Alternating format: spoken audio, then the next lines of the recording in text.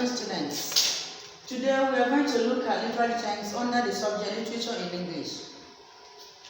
Now let's look at the first one we have on the board. Parody. Parody is a literary work which teaches, derives or mimics the characteristic features of a writer's style and thought in order to expose him to ridicule. Parody is simply the imitation of another great writer's method by a writer that is not so great.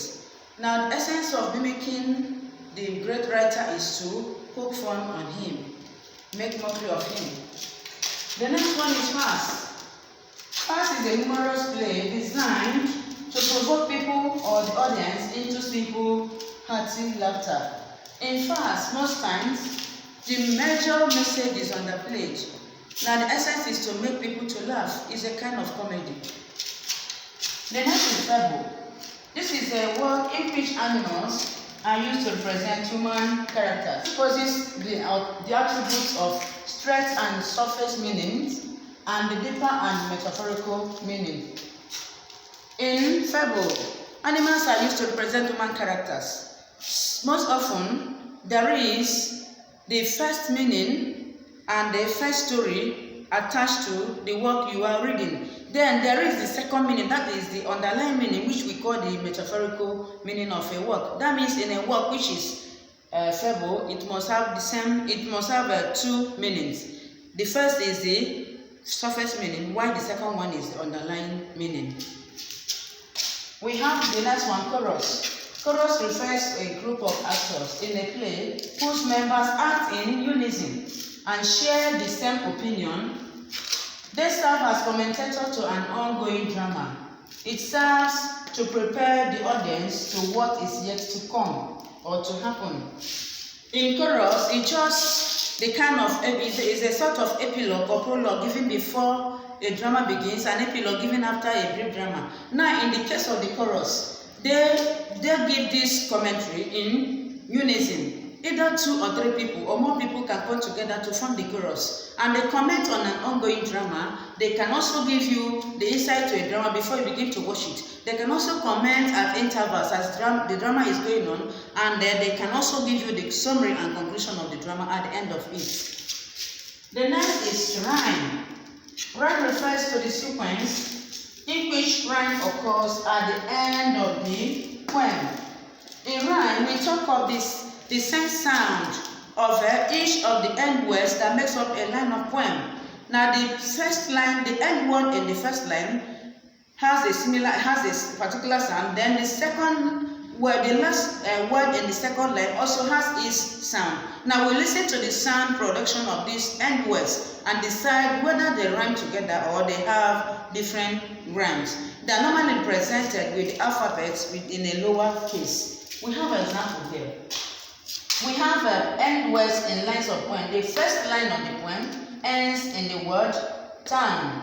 Second one, hymn. The third one, crown. The fourth one is sling.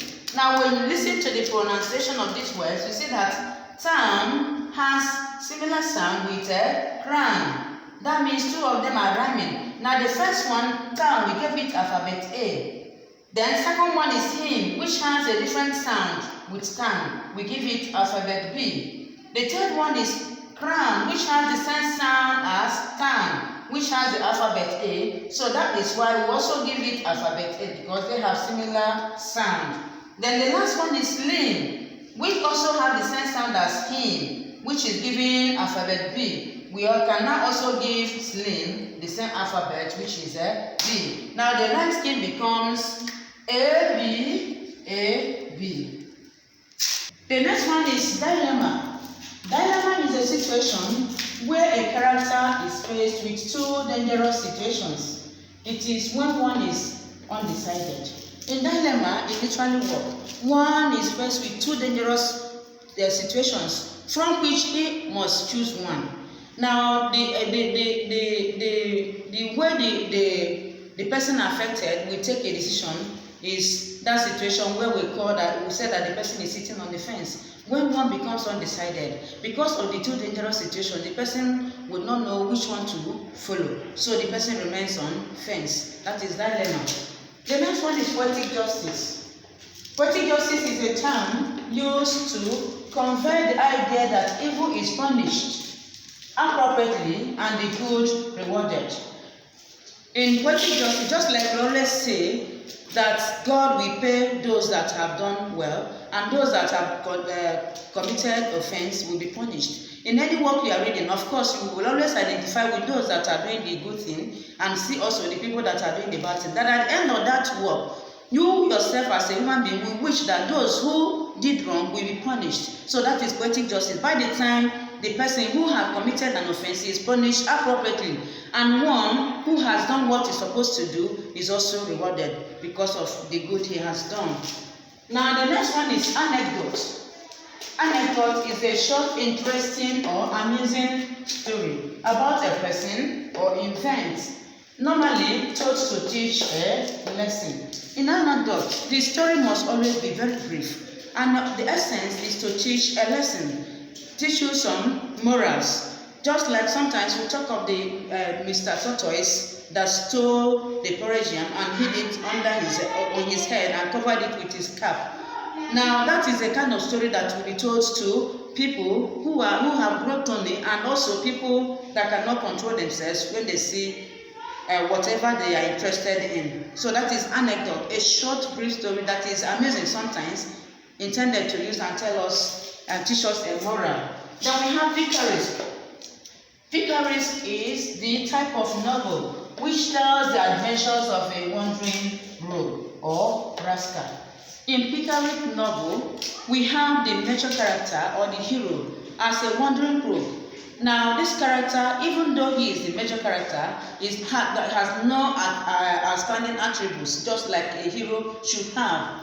Now, most times you see that the hero in Picaresque novel will not have much to offer to the audience, or even much to offer to the other characters, since he is the central character. Now, example of the novel you read, like Native Son, is an example written by Richard Wright, is an example of Picaresque novel. Now, the way Pigatamus behaves, the role he played, the way he lived his life, is nothing to write home about, even though he is the major character there. Then the next one we have is conflict. Conflict is the struggle between opposing forces in a story or play. If there is no conflict in a work, of course the plot of that drama or novel will never grow. So novel grows as a result of the conflict, opposing forces that comes in between the characters or any other thing that you see as a character in the novel. Now the conflict helps the work to develop, and at the end of the day helps even the writer to be able to reach, to get to the climax of his work, and also send across his message to the audience. The next is imagery. Imagery is the use of words to create mental pictures of what is not seen in the imagination of the reader or the audience. It is used to appeal to the sense of taste, smell, touch, and hearing.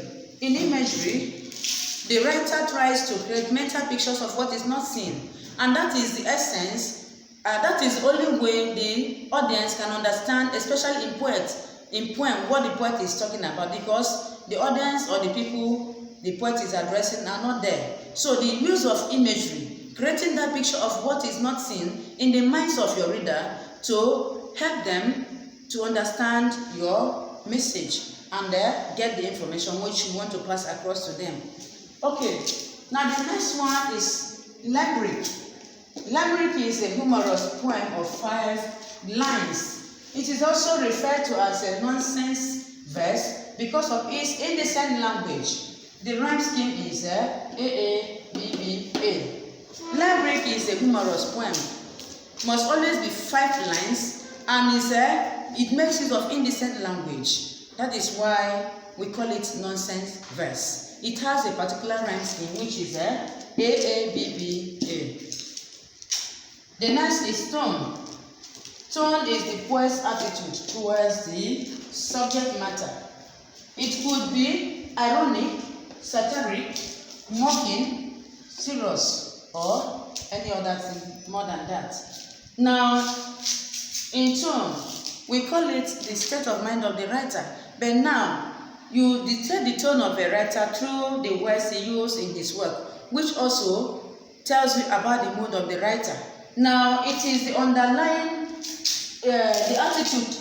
attitude towards the subject matter, the way the poet treats the subject matter. That is the major message is passing across to the audience. Now, the poet's feelings, the